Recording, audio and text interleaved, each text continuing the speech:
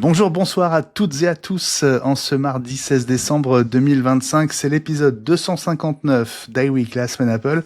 Et c'est aussi notre dernière de l'année 2025, n'est-ce pas Ellie, n'est-ce pas Gilles? Salut à tous les deux. Bonsoir, ben oui, les fêtes approchent à toute allure. Et je n'ai pas commencé à acheter les cadeaux, donc je suis vraiment en retard. Ah oui, t'es très en retard. Oui. Et salut Gilles. Salut Benjamin, salut Elie, bonjour à tous les amis. Bon, c'est forcément une émission un peu particulière, cette dernière de l'année, hein, pas de la saison évidemment, mais de l'année. On va faire le grand saut avec le début janvier. Alors, ça va être l'occasion pour nous à la fois de revenir sur l'année 2025 et aussi d'ouvrir grand sur l'année 2026. Voilà, pour imaginer la suite et commencer à saliver à toutes ces bonnes choses qui nous attendent à partir du mois de janvier, on l'espère. Et que nous n'aurons pas. Peut-être pas, effectivement. On va commencer par notre retour sur, c'est l'occasion d'envoyer une bise à Fabrice Neumann. Retour sur cette semaine consacrée, Ellie, à un sujet sur lequel tu étais en veille depuis un petit moment, à savoir l'arrivée des Apple Watch chez Free et l'arrivée aussi de la eSIM Free sur les Apple Watch. C'est officiel oui. depuis ce matin. Bah oui, grande surprise. Tellement grande surprise, si tu veux, et tellement je n'y croyais pas, que ma dernière Apple Watch, qui n'est pas vieille, hein, puisque c'est la série 11, je ne l'ai pas prise pour la première fois en cellulaire, en me disant de toute façon, ça n'arrivera pas, ça sert à rien. Donc tu vois, j'ai bien fait. Bah oui. Alors, la nouveauté, c'est quoi? Parce que pour ceux qui n'ont pas d'Apple Watch, Bah, la comprennent. nouveauté, c'est qu'on peut, et de façon très simple chez Free, rajouter la eSIM. En plus, l'option est gratuite. Gratuite! Ça c'est encore mieux, à condition d'avoir le forfait 5G Free. Bon, je pense que la plupart des gens ont, s'ils sont chez Free. Et donc, il suffit d'approcher de l'Apple Watch et automatiquement de son iPhone, et automatiquement le process, il va vous proposer, voulez-vous installer une SIM? Et vous lui dites oui, il installe. C'est magique. Et là, Voilà, du c'est coup, magique. quel est l'intérêt? Eh bien, par exemple, si vous allez faire votre jogging et que vous n'avez pas envie de prendre votre téléphone, eh bien, vous pouvez téléphoner comme si vous aviez votre iPhone avec votre Apple Watch, soit en main libre, soit avec des AirPods, comme si c'était un téléphone à votre poignet. Donc, c'est l'arrivée de Dick Tracy, enfin, chez Free, après des années. Pouvoir téléphoner avec sa montre, le rêve. Donc je me demande si Apple me reprendrait mon Apple Watch série 11 contre une 11 cellulaire. Il faut que j'aille les voir. On ne sait jamais. Pourquoi ça a pris si longtemps, à votre avis? Je pense que Free a fait de la résistance passive. Ils ne pensaient pas que le marché était mûr ou alors ils avaient une raison secrète. Mais je pense que ils ont vu que avec l'arrivée de l'iPhone Air, ça commençait à être un peu compliqué si on n'avait pas des solutions eSIM. Ils se sont dit, et si Apple sortait une Apple Watch ultra plate et qu'il n'y avait pas pardon, je dis n'importe quoi, parce qu'une SIM dans l'Apple Watch a toujours été une SIM, pardon. Donc, fausse hypothèse pour la dernière phrase. Oubliez tout. On rembobine. Plouf, plouf. Donc non, j'ai pas d'autre raison à part le fait qu'ils étaient un peu en retard et qu'ils ont dû sentir que ce serait bien s'ils le faisaient aussi, puisque tous les autres le font. Donc ils commençaient à être un tout petit peu... Ou alors ils ont vu que des gens migraient parce qu'ils avaient une Apple Watch et qu'ils ne pouvaient pas installer leur SIM. Ça, c'est aussi une raison. Gilles, Ça. la gratuité, bon, c'est pas que c'est si cher chez les autres, mais le fait de ne pas demander de supplément, parce qu'en fait, c'est en ça que ça consiste. On va dire que c'est inclus dans le forfait qu'on paye déjà pour son smartphone. Ça peut être un élément concurrentiel non négligeable. Oui, d'abord c'est la philosophie de Free, tout est compris, à part vraiment des choses plus très très importantes. On le voit au niveau des abonnements sur les plateformes. Et puis Pardon, c'est le Très commentaire. grosse Apple Watch. On Oui, t'a je coupé, regarde. Te mais laisse c'est pas parce que le déconcentrer commentaire par les était drôle. commentaires. Non, je regardais le commentaire. Euh, Oui, mais justement, te laisse pas déconcentrer. Donc, on est purement dans la philosophie de Free où on propose un maximum de services pour un prix le plus étudié, le plus étudié possible. C'est typiquement ce qu'ils savent faire de mieux et c'est comme ça qu'ils ont joué les troublions. Maintenant, je pense que les hypothèses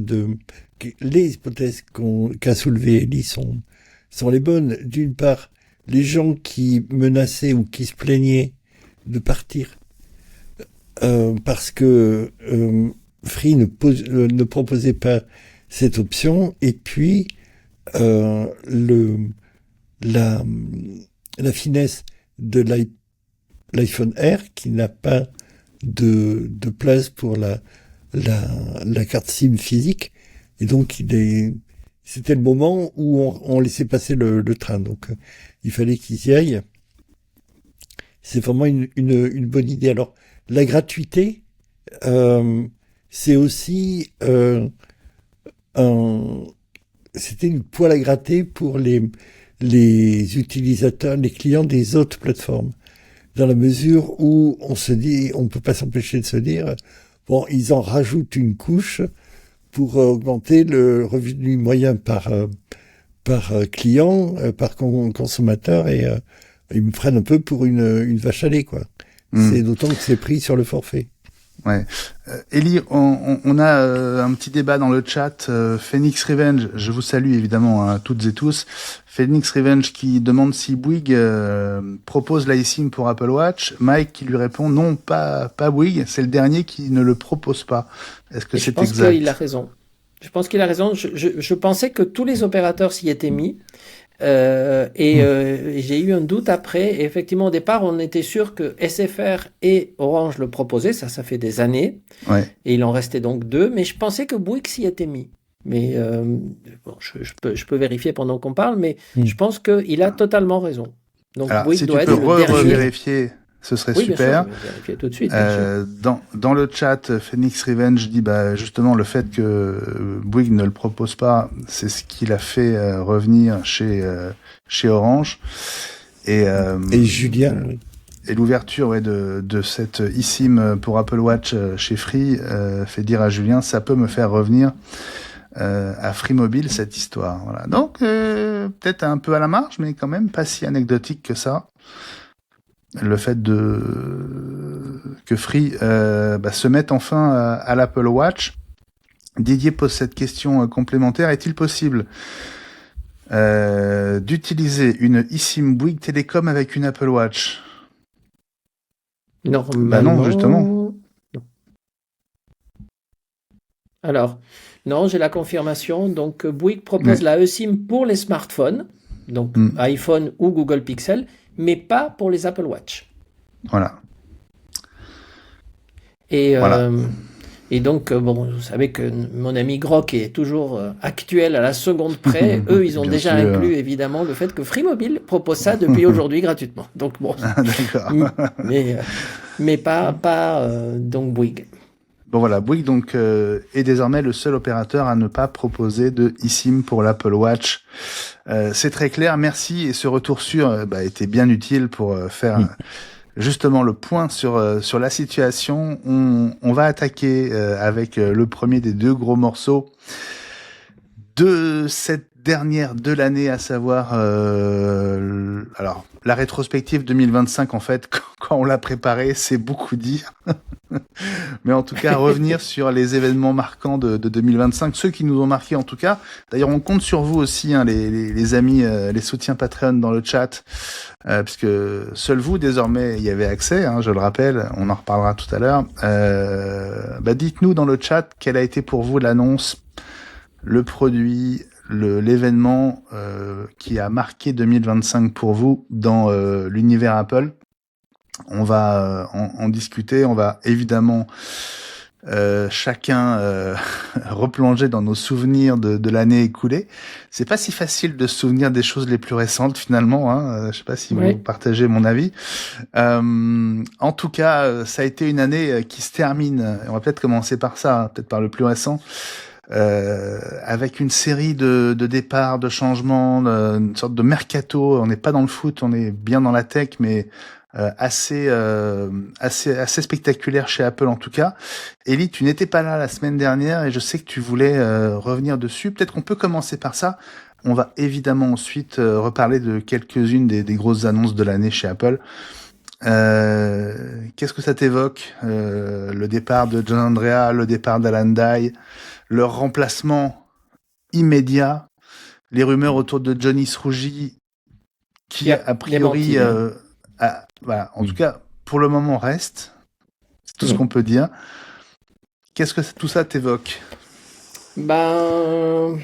C'est la vie dans la tech, donc je pense que les gens qui sont partis étaient dans des postes compliqués parce que c'était lié à Apple Intelligence et au design. Et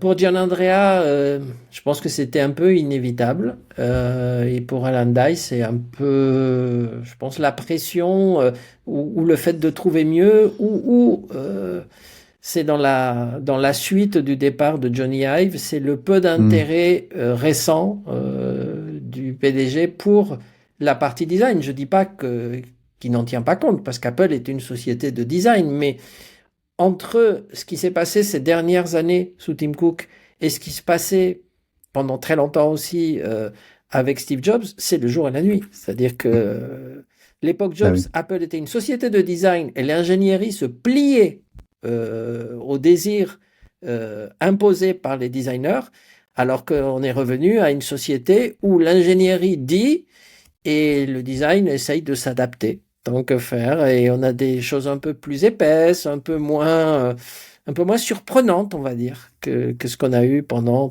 toute une série d'années qui étaient les années dorées d'Apple, si on peut le dire comme ça. Il y a eu aussi pas les complaintes, mais les remarques des utilisateurs, dont un certain nombre de chroniqueurs ici faisaient partie, sur les excès de la crise de minceur, de l'anorexie des utilisateurs des appareils de la grande époque Johnny Ive, au moins sur la fin. Donc il y a peut-être aussi un rééquilibrage. Ouais, bon, on espère. Je voudrais dire un truc sur John Srouji, quand même. Pas John, mais Johnny. Johnny, c'est un des anciens. Comme contrairement Jonathan. À Johnny Hallyday. Comme Jonathan, ouais. C'est un des ingénieurs qui était arrivé en 2008 avec l'équipe qui avait permis à Apple de construire ses propres SoC avec le rachat de PA Semi. C'est quelqu'un vraiment d'extrêmement pointu, et son départ aurait été extrêmement dommageable. Et on peut se demander si c'est pas une non-reconnaissance par rapport à la promotion de John Ternus, des conflits internes qui faisaient que il n'était pas susceptible, il n'était pas enthousiaste à l'idée de passer plusieurs années supplémentaires chez Apple sous sa direction. C'est au moins ce qui a transpiré dans les commentaires qui ont été faits par rapport à la première rumeur qu'il annonçait sur le départ. Ouais.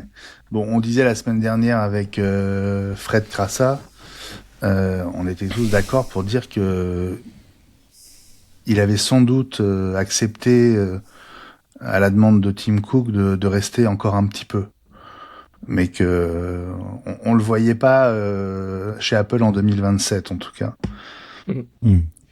C'est pas possible. En fait, parte l'année prochaine. Voilà. Il a joué un rôle essentiel dans la partie premiers processeurs, mais Bah entre oui. les M1 qui étaient totalement révolutionnaires et les M5 par rapport au M4, on est dans une phase transitionnelle. Donc, est-ce qu'Apple peut faire une révolution chaque 2 ou 3 cycles, ou est-ce que là, on est sur un cycle d'évolution régulière, mais pas révolutionnaire sur les prochaines années? Ça peut exciter moins quelqu'un qui essaye d'innover tout le temps, et sans compter qu'il doit avoir des offres de tout le monde tous les jours, quoi, Bien parce sûr, que bah les oui. autres sont très en retard. Donc, Bah oui. Ouais, ça ouais. peut jouer aussi. Ce qui est dit, c'est qu'il y a une rupture au niveau machine learning et intelligence artificielle sur les cœurs qui sont dédiés, et on a commencé à le voir sur l'utilisation des cœurs graphiques pour l'intelligence artificielle. Donc, faut voir avec des machines plus puissantes du style Mac Studio ou MacBook Pro avec des puces Pro ou Max, voir ce que ça va donner au point de vue de l'intelligence artificielle. Ne parlons pas encore de 2026, on n'y est pas encore. Non, ouais, bien sûr. On reste sur 2025. Alors, si je vous demande votre sentiment général sur l'année écoulée, depuis janvier, il y a presque un an, qu'est-ce que vous diriez, Élie? Quel sentiment tu as sur cette année?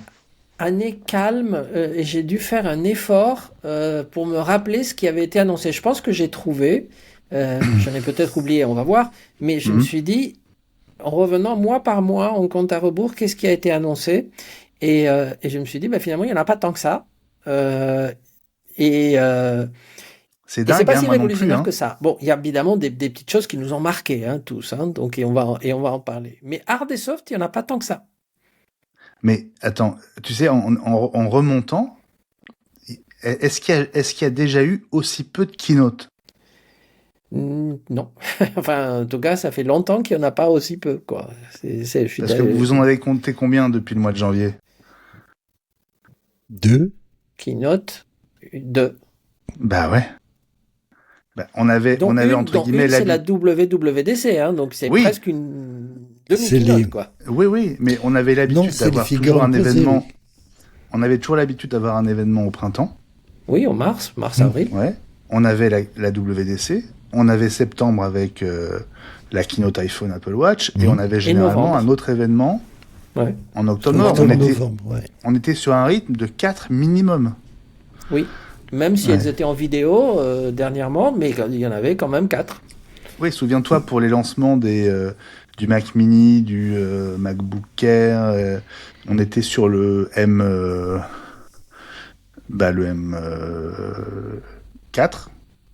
Oui. On avait eu 3 mini keynote vidéo à 3 jours, Oui, à c'était 24 une heures semaine d'intervalle. d'annonces en rafale. Oui. Voilà. On n'a pas eu ça. On a eu que 2 vrais keynotes de toute l'année. Oui. Je pense que c'est un record un record bas. Ça a jamais été aussi effectivement calme comme tu le dis. Mais Tu dirais calme aussi, Gilles? Est-ce que tu t'es ennuyé?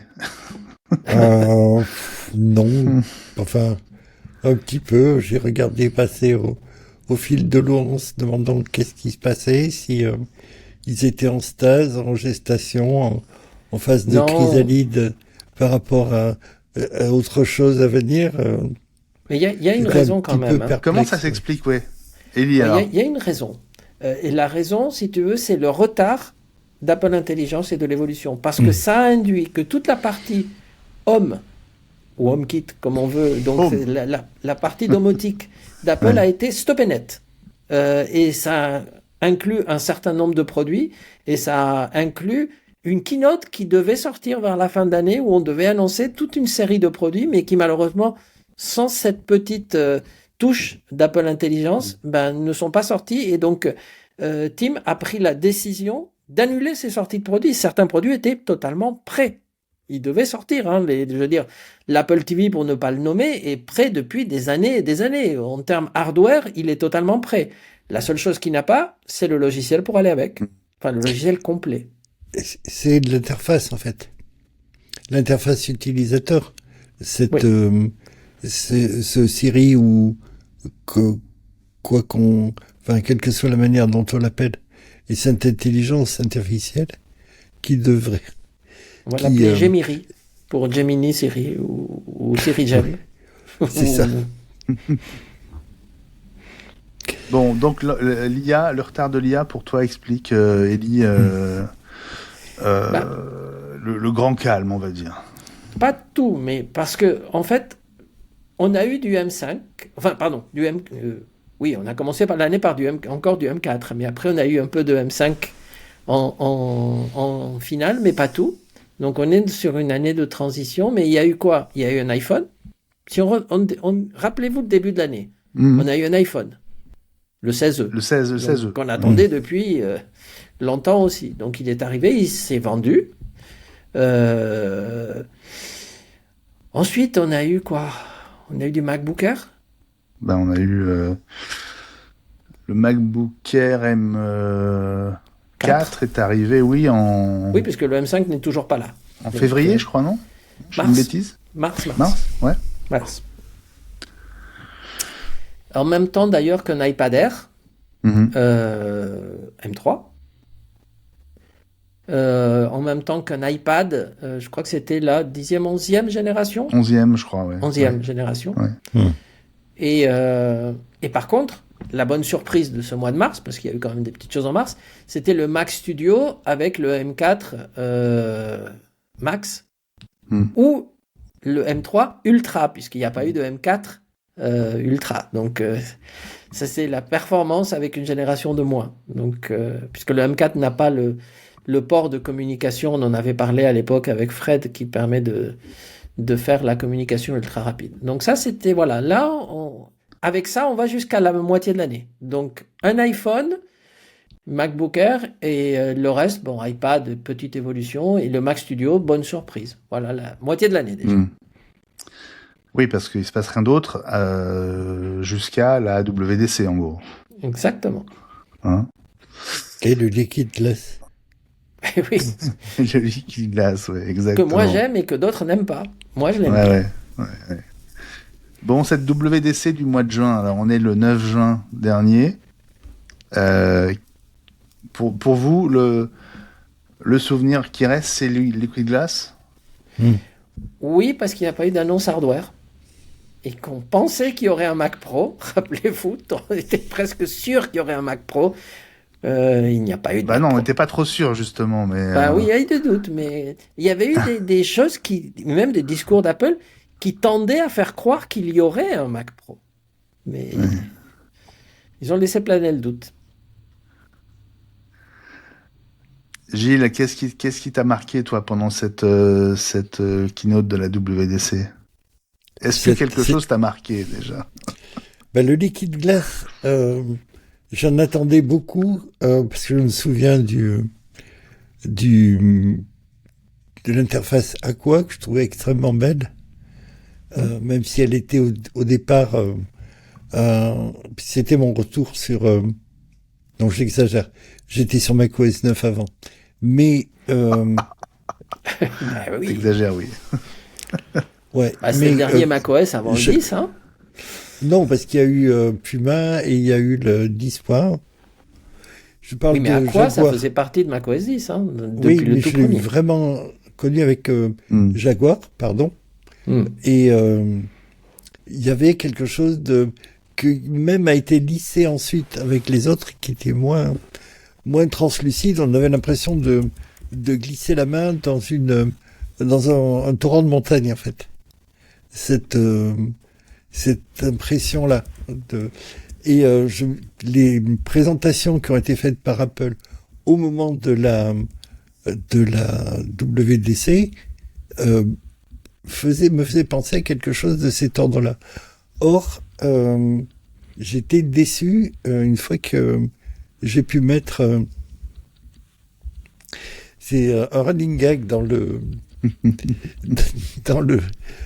l'interface de chat. Didier demande si on peut mettre du liquid glass dans un mug iWeek. C'est pour ça. Oui, 2 cubes de liquide glace, effectivement. Je viens de lui répondre. Et donc, en fait, au moins sur le Mac, sur macOS, il est peu utilisable, je trouve. Et ne serait-ce que une grande partie de l'intérêt du dock et de la lisibilité du dock quand les icônes sont réduites au minimum, c'est la couleur. Or, avec les quais de glace, on perd la couleur. Et des icônes qui sont relativement similaires comme celles de Note ou de TextEdit sont difficiles à distinguer. Il faut vraiment avoir une mémoire photographique pour savoir où ils sont placés dans le dock. On n'est pas obligé de perdre la couleur, hein. C'est un réglage. Hein. Non. Maintenant, avec la point 2. Je sais pas si vous aviez vu passer au moment de l'annonce du départ d'Alan Dye ce post avec un visuel sur lequel un message était écrit avec le design de Liquid Glass, mais justement comme il était derrière un fond qui changeait, etc. On voyait que le début de la ligne et tout le reste était complètement illisible parce que à cause de la transparence. Ça avait fait rire beaucoup de gens. Essayons d'élargir alors sur cette année parce que finalement il y a pas tellement de choses que ça à se mettre sous la dent. Quelle est pour vous l'annonce de l'année, l'annonce qui vous a le plus enthousiasmé? Est-ce qu'il y a un produit, un service, quelque chose, quoi, bon Dieu de bois? Moi, et dites-le nous dans le chat aussi. Non, mais les iPhones, c'est incontournable. Il y a des iPhones en septembre. Lequel? Oui, mais lequel? Moi, personnellement, j'aime bien le Pro, mais ça, c'est mon petit objet fétiche de tous les ans. Alors, est-ce que, honnêtement, j'ai trouvé d'énormes différences par rapport au 16 Pro? La réponse est non. Alors, on me parle de cette chambre de refroidissement liquide, etc. Bon, comme je l'ai pas démonté, je veux pas me le faire exploser à la tête, donc j'ai pas cherché. Mais j'ai pas trouvé une énorme différence et pourtant je sais qu'elle y est dans la partie photo, mais je ne suis pas.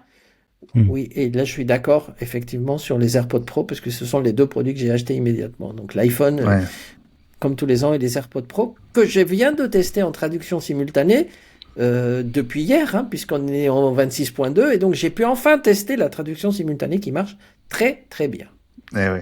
Mike dans le chat nous dit: pour moi c'est l'évolution des AirPods Pro tant en termes de qualité sonore, autonomie et ANC, donc réduction active du bruit. Oui. Je suis d'accord. Donc pour Ellie, iPhone 17 Pro et AirPods Pro 3. Oui. Gilles, est-ce que tu as un produit, un service, une annonce, une nouvelle, quelque chose? Non, l'iPhone 17 m'a fait de l'œil un tout petit peu, mais... le 17 tout court, tu veux dire? Ouais, le 17. Le 17 Pro, le fait que le renflement, le bump sur l'arrière, au niveau des objectifs... Le plateau, se décolore rapidement et la sensibilité aux rayures m'a refroidi et du coup ça m'a refroidi et je me suis dit que je n'allais pas lâcher mon iPhone 12 pour autant et que je verrai l'année prochaine. Ou peut-être un reconditionné, je ne sais pas. Donc iPhone iPhone 17, on va dire, gamme 17 pour vous deux. Aucun de vous deux ne me cite l'iPhone Air. Si, mais pas comme une bonne... Enfin, c'est une bonne et une mauvaise surprise, parce que le produit est très spectaculaire quand on le voit. J'ai vu des gens qui s'en servent et ils sont vraiment inconditionnels. Mais la mauvaise nouvelle, c'est qu'il ne se vend pas. C'est que je pense que, encore une fois, il y a eu un mauvais buzz au moment du lancement, quand les gens commençaient à parler de la batterie, quand ils ont commencé à parler d'un seul appareil photo. Donc, deux côtés négatifs qui sont rentrés dans la tête des gens qui ne l'ont pas acheté. Or, la batterie tient largement. Pour une utilisation normale, il y en aura toujours qui en auront besoin de plus. Et la caméra est quand même très bonne. Et on arrive à faire d'excellentes photos, j'en ai vu. Et donc, je trouve que c'est dommage que ce produit va probablement être arrêter, ou en tout cas pas développer dans les années qui viennent, parce qu'il ne se vend pas et que la production a été ralentie de 80%, donc ça veut dire qu'il ne se vend pas du tout, alors que ceux qui l'ont acheté sont tous très contents. Ouais. C'est ce qu'on Dans le avait dit chat, au départ. Phoenix Revenge te suit, Ellie, sur l'iPhone 17 Pro. Lui vote pour le nouveau design de l'iPhone 17 Pro, qu'il trouve fantastique et léger, dit-il. Alors, tout le monde ne sera Aussi peut-être pas léger d'accord avec ou toi sur le côté que l'ancien, léger. quoi. Ni plus ni moins, c'est pareil. En tout cas, il est assez mastoc, mais Oui, mais c'est vrai Mais qu'il oui. il se prend son problème à la main. Mais quand on Ouais. prend un air à côté, Mais Maiken soulève un point important, c'est le positionnement tarifaire aussi qu'il a c'est ce flingué. qu'on a dit. Le jour du lancement, on a dit ça. Mm. Le produit est très bon, sauf le prix. bah oui. Et pour moi, il souffre d'un défaut, c'est qu'il est trop... alors, il est trop en produit de niche, puisque les gens qui l'ont acheté en sont ravis, mais ils sont pas assez nombreux pour le porter aux yeux d'Apple et justifier les espoirs, les espoirs qu'il avait mis en lui. Ouais. Puis un truc qu'on avait dit aussi au départ, dès le départ, même quand il était à l'état de rumeur, c'est que c'est vraisemblablement aussi un galop d'essai, un pré-prototype par rapport à une technologie qui va être utilisée on va en parler, dans l'iPhone pliable. Et alors, à ce niveau de tarification, c'est pas, comment dire, les gens sont peut-être en train d'attendre aussi, peut-être que je projette, mais c'est l'offre d'Apple commence à être un petit peu pléthorique, avec des positionnements tarifaires qui ne sont pas... Il n'y a pas assez de gens avec suffisamment de moyens Ouais. pour porter l'ensemble de cette gamme premium, en fait. Dans le chat, Didier écrit pour moi comme Mike N, ce sont les AirPods Pro, mais bon, j'ai pas acheté de nouvel iPhone et l'Apple TV n'est pas arrivé. Et donc voilà, il aurait aimé peut-être pouvoir dire autre chose que les AirPods Pro, mais ça n'a pas encore été possible. On va parler dans quelques instants de 2026. On a énormément de projets à évoquer avec vous, donc on va se garder ça. Oui, bien sûr, Mike évoque les nouveaux HomePod. Ça va être l'un de nos sujets. Je voulais juste être sûr qu'on avait fait à peu près le tour. Ça a Presque, clairement il reste pas encore des petites choses. Ouais. Hein. Ça a clairement pas été une année enthousiasmante pour moi, en tout cas. Je sais pas ce qui reste, Ellie. Bah, il reste le surprises M5 quand d'ici même. le 31 décembre, hein? Il reste le M5. Puisqu'il y a eu en fait un MacBook Pro M5, même si ce n'est pas le Pro qu'on attendait, mais le Pro d'entrée de gamme. Il y a eu un iPad Pro M5 et il y a eu un Apple Vision M5. Où d'ailleurs Apple ne m'a pas écouté et ils n'ont pas proposé aux utilisateurs de pouvoir migrer de leur Vision Pro vers le Vision Pro M5. Quitte à perdre de l'argent. C'est des évolutions, mais aucun de ces produits ne... Alors peut-être l'iPad Pro, pour ceux qui sont des fans de l'iPad Pro, peut-être qui attendaient la nouvelle génération pour y passer, peut-être ils sont encore sur des modèles Pro avant les puces Apple. Peut-être que l'arrivée du M5 Pro a été le déclencheur. Sinon, sur le MacBook Pro M5... c'est pas le bon, c'est ça le problème. Bah non. Parce que c'est un Pro d'entrée de gamme, c'est toujours celui qui, quand il était annoncé avec ses frères, ne se vendait pas. Donc là, Apple s'est dit, on va le sortir tout seul, il va se vendre. Mais non, les gens attendent toujours les frères. Bah oui. Et le Vision Pro M5, il a même pas le Wi-Fi. Il a même pas le Wi-Fi 7. Comment dire? Oui, je sais. Je sais bien. Je sais bien. C'est incompréhensible. De pêche, enfin, je veux dire, c'est... Mais... Et quand on voit le Galaxy XR de Samsung et Google qui est sorti à 2 fois moins cher, alors bon, pour l'instant il n'est pas disponible ailleurs qu'aux États-Unis et en Corée, mais il va bien finir par arriver. Puis Android XR, là, ils sont en train de mettre le paquet. Hein. Ils ont deux séries de lunettes. Ils ont deux générations de lunettes qui sont développés en parallèle. Il y a l'équivalent des Ray-Ban Meta. Oui. Donc il y a un modèle sans écran, un modèle avec écran, et puis après il y a les lunettes du projet Aura qui avec X-Reel d'ailleurs. sont développées avec X-Reel. Et là en fait avec ces lunettes, on arrive à avoir, alors faudra le confirmer, mais en gros à avoir l'équivalent de ce qu'on voit avec un Vision Pro. Alors que ce sont des lunettes. Ça reste à voir et je pense que tu seras un des premiers à le voir parce qu'en fait la présentation va être faite au CES. Là tu peux acheter les lunettes mais tu n'as pas l'interface XR dedans. Ouais. Ça sera une mise à jour logicielle. Bah, autant te dire que je serai sur leur stand. Hein.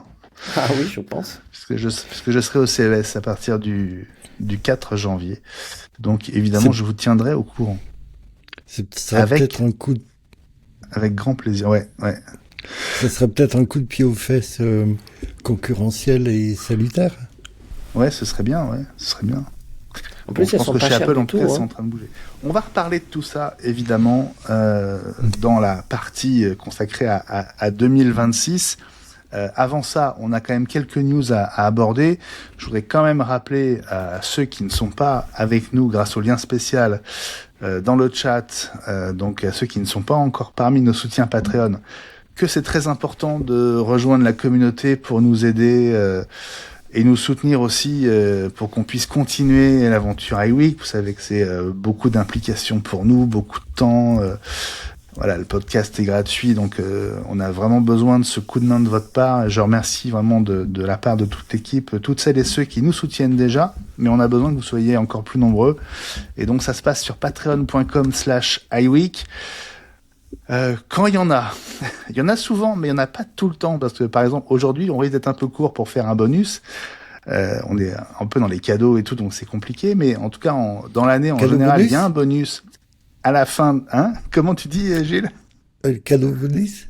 Voilà, c'est ça, un cadeau bonus, c'est ça. Donc si vous êtes parmi nos soutiens, vous bénéficiez du bonus hebdo qu'on fait après le générique de fin. On les reprendra de toute évidence à la rentrée du mois de janvier. Et puis vous avez accès donc au stream de l'enregistrement de chaque épisode le mardi, en général à partir de 18h30, grâce à un lien que vous êtes les seuls à avoir et que on vous envoie quelques heures, quelques minutes avant le direct du mardi, ce qui vous permet d'être avec nous à la fois dans le chat et si vous le voulez, en cliquant sur le bouton qui est sous le player vidéo de la fenêtre spéciale que vous êtes les seuls à voir, eh bien ça vous permet de participer en visio à l'épisode. Si l'un de vous, d'ailleurs l'un de vous a envie de venir, vous êtes vraiment les bienvenus, même pour faire coucou, pour nous souhaiter de bonnes fêtes. Ça nous fera plaisir de vous voir. Vous pouvez le faire maintenant et rester 2 minutes ou le faire à la fin. Voilà, c'est vous qui choisissez. Vous avez le bouton à dispo. Il faut être sur Mac et utiliser un autre navigateur que Safari, de préférence un navigateur compatible Chromium. C'est pour une question de compatibilité avec la plateforme qu'on utilise pour faire ces enregistrements. Voilà pour le petit rappel consacré à patreon.com/iWeek. Merci à nouveau à toutes et à tous pour votre soutien et merci de rester avec nous en 2026. C'est hyper important pour nous. On passe au journal de la semaine, les amis. Qu'est-ce qu'il y a, Ellie? On a oublié un produit. Regarde dans les commentaires. Comment ça, on a oublié le un produit de l'année? L'iPhone Pocket, Benjamin, novembre. L'iPhone Pocket. Désolé. C'était pour finir l'année en beauté. Oui, c'est vrai, t'as raison. Ça a été un des grands moments de l'année. Tu as tout à fait raison, Ellie. Je l'ai toujours pas vu. Je crois qu'on peut passer au JT de la semaine sans trop, sans trop avoir sans regret. De regrets. Alors, ça fait pas partie des produits dont on va parler dans un instant, mais ça fait quand même partie des produits potentiels dans le pipe d'Apple. On n'en parlait plus. Et il en est à nouveau question depuis quelques heures. C'est l'iMac, et pas n'importe lequel, l'iMac Pro. On parle d'un iMac Pro avec un processeur M5 Max. Ellie? J'y crois pas. T'y crois pas? Non. Non, c'est le Gilles? serpent de mer, cet iMac Ouais, Pro 32 ouais. pouces. Et en plus, avec un processeur M5 Max, alors qu'ils sont pas annoncés encore sur les MacBook Pro, je n'y crois pas. Ou alors, après tout le monde, on ne sait pas. Dans une année impaire, je sais plus. Ouais. Je Alors, n'y crois pas. c'est une rumeur qui vient d'un bout de code trouvé dans un fichier un fichier utilisé par les ingénieurs de chez Apple. Si je comprends bien le code qui a été identifié, c'est J833C. Ah bon, c'est pas du tout compréhensible par le commun des mortels. Mhm. En tout cas, la puce à laquelle ce produit est associé, c'est le M5 Max. Et donc, selon ceux qui comprennent et qui arrivent à déchiffrer ce type de hiéroglyphe, il s'agirait d'un iMac à processeur M5 Max qui serait en phase de test actif. Tu y crois pas, toi, Ellie? Est-ce que tu y crois, Gilles? Qui travaille dessus. Oui, C'est bien. Il en maintenant faut. qu'ils le sortent vraiment, ils vont voir, ils vont y réfléchir à deux fois. M5. Est-ce que ça pourrait pas être enfin l'iMac Pardon. 30 pouces dont on Oui, parle depuis des années maintenant? j'y venais, 32 pouces. Tu Ouais, parlais 30 d'un ou écran 32, ouais. 32 pouces avec un processeur survitaminé. Tout en un, il n'y en a plus, sauf erreur de mes sens abusés, il n'y en a plus dans la gamme Apple, alors que ça fait partie de l'ADN de la marque depuis 1984. Un tout en un. Donc, oui, pourquoi pas. Maintenant, s'ils vont sortir il faut savoir comment ils vont le positionner dans la gamme, sachant qu'ils vont sortir vraisemblablement des Mac Studio avec aussi une bonne motorisation, plus des écrans rafraîchis, enfin une gamme d'écrans renouvelée. Comment est-ce que un iMac M5 Pro avec un écran de 32 pouces qu'ils vont pas donner, il y en a au moins pour 4 ou 5 000 $, à mon avis, comment ils vont le positionner par rapport au reste de leur gamme, même en supputant la fin de carrière du Mac Pro tout court. Bon, l'année prochaine, on va en parler, mais on a déjà cette estimation de Counterpoint Research qui table sur une baisse des ventes de smartphones de 2,1%, 2,2% dans le cas d'Apple avec l'iPhone. Ce serait dû à une augmentation des prix, elle-même due à l'augmentation massive du prix de certains composants, notamment de la mémoire. Sur les smartphones entrée de gamme, le coût des composants est en train d'augmenter et va augmenter à assez court terme de presque 30%. Alors c'est plus facile à absorber sur des smartphones à 1200, 1500 $ que sur des smartphones à 150.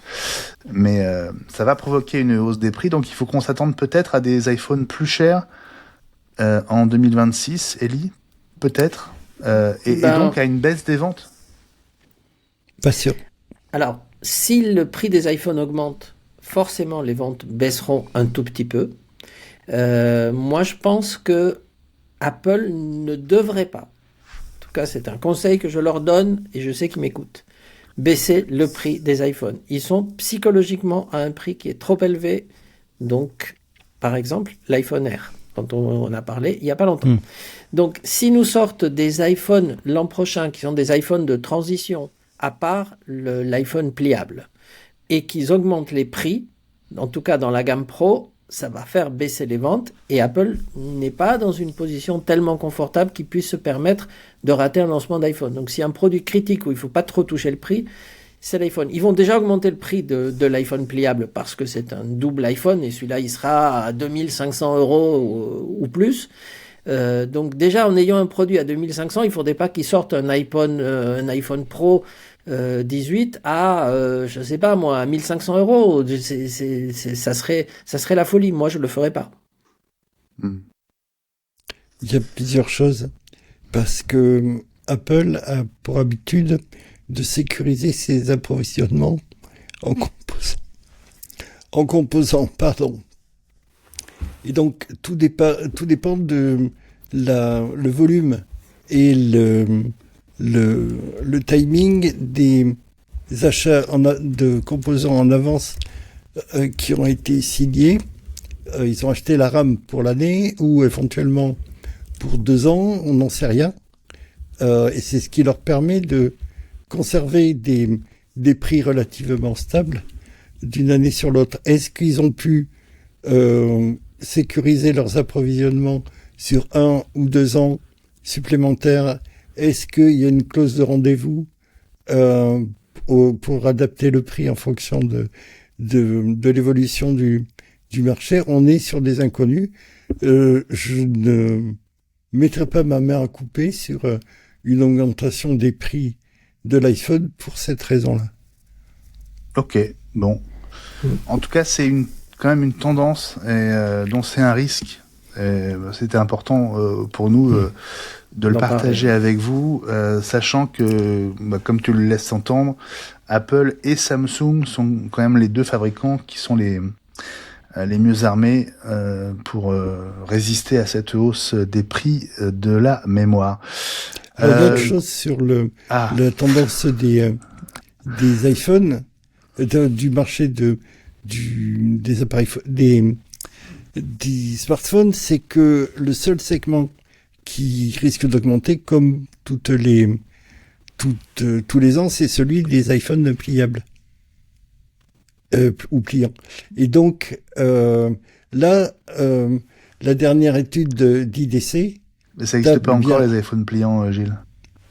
Oui, mais IDC table sur un lancement l'année prochaine. Ah oui. Et le marché table également sur une augmentation du marché de 30%, avec justement Apple comme locomotive, et 28% du volume.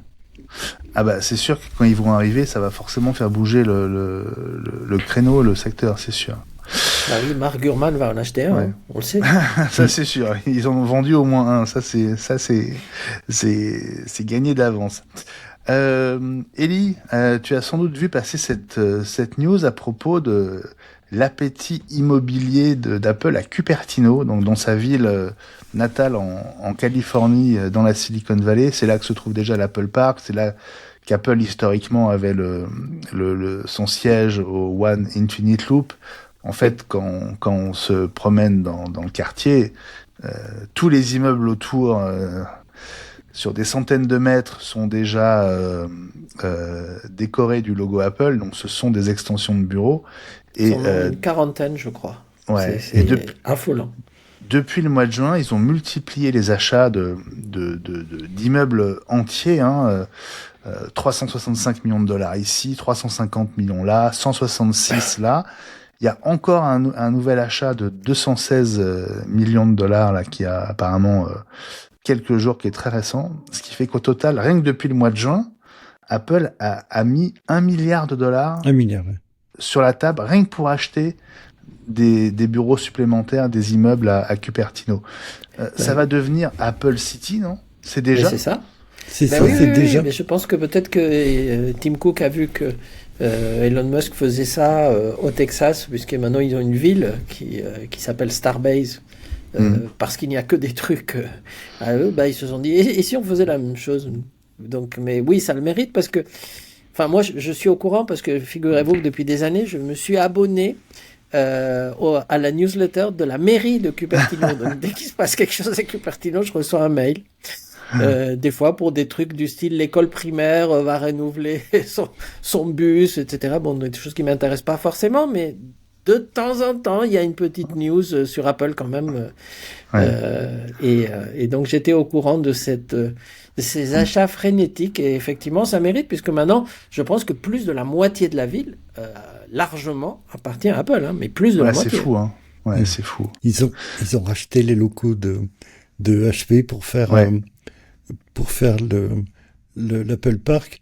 Mais le pire, c'est que le prix de l'immobilier monte dans une ville qui auparavant était une ville agricole. Il y avait des vergers, et des séchoirs pour les fruits, et avec ces achats frénétiques, c'est eux qui font monter le prix de l'immobilier. Oui. Bah oui, mais c'est comme ça. Ils ont quand même besoin d'être physiquement au même endroit pour plein de raisons. Et donc, ils achètent. Mais c'est vrai que moi, j'avais le sentiment qu'Apple avait suffisamment avec l'Apple Park et en conservant ce qu'ils avaient déjà ailleurs, et que l'extension se ferait surtout ailleurs qu'à Cupertino, ailleurs aux US et puis ailleurs dans le monde. Et en fait, non, ils continuent d'acheter des immeubles entiers à Cupertino. C'est quand même assez impressionnant. On va finir par cette dernière news, alors qui ne concerne que le Mac, et c'est quand même assez étonnant. Bon, vous utilisez probablement ChatGPT comme beaucoup d'entre nous et autres IA conversationnelles. Eh bien, le mode voix, donc la possibilité d'interagir avec la voix, par la voix avec ChatGPT, cette fonction va disparaître, mais uniquement sur Mac, alors qu'elle est dispo partout ailleurs, sur iPhone, sur Android, sur Windows. Alors, je me dis que ça doit être sans doute une pause temporaire. La fonction reviendra dans une version ultérieure, mais c'est quand même assez étonnant, non, Ellie ? C'est très étonnant, et j'ai pas vu d'explication, sauf le message comme quoi elle va être désactivée mi-janvier, et qu'il travaille sur d'autres façons d'intégrer l'expérience ChatGPT dans le Mac. Alors, est-ce que c'est une réaction par rapport au fait que Apple se soit rapproché de Google, en particulier pour le nouveau Siri qui est conversationnel et qui du coup sur le Mac va devenir l'utilisation vocale préférée, bon, pas que sur le Mac d'ailleurs, des utilisateurs, parce que ça sera intégré dans l'OS. Donc, je sais pas, il y a des petites réactions en ce moment qui sont un peu bizarres. Donc celle de ChatGPT, j'ai pas d'explication logique, mais vous avez vu aussi que Meta enlève Messenger du Mac, de Windows aussi, hein. Donc bon, je sais pas pourquoi le Mac en ce moment ça hérisse les autres constructeurs. Je sais pas pourquoi. Il y a pas de raison, hein, franchement. Je pense que c'est pour les mêmes raisons, et des raisons de sauvegarde des données personnelles.